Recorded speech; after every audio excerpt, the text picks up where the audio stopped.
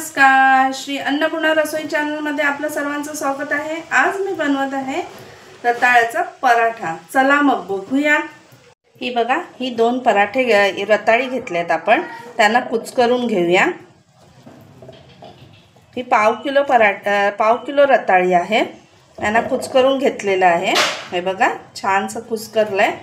आपण त्यात गव्हाचं पीठ, हे 1 वाटी गव्हाचं पीठ आहे, हे मी टाकते।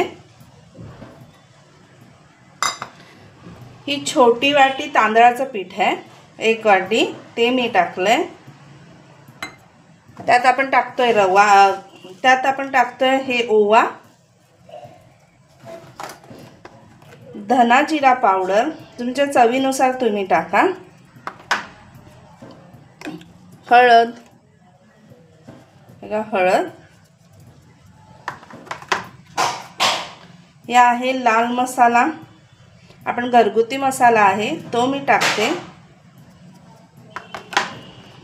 आणि थोडासा गरम मसाला। आपण मिश्रण, थोडीशी कोथिंबीर टाकतोय। आता हे मिश्रण एकजीव करून घेणार आहे।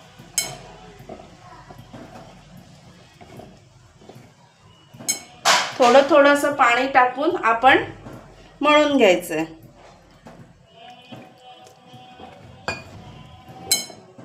चवीनुसार मीठ टाका।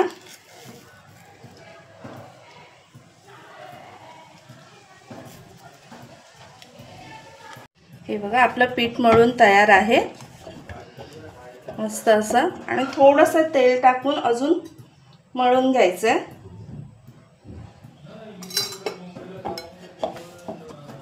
हे बघा, छानसं पीठ मळून झालेलं आहे आपलं। आपण गोळा करून घेतलेला आहे। आता आपण या पिठात एक पीठ लावून घेऊया आणि ही पराठा लाटून घेऊया।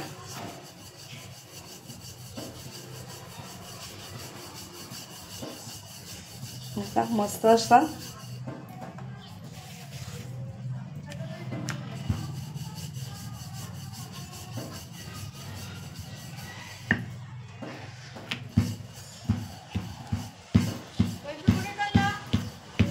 हे माझं लाटून झालेलं आहे।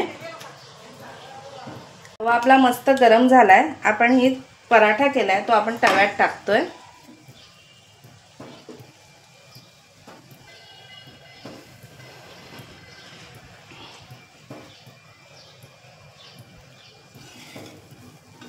आता फिरवून घेऊया।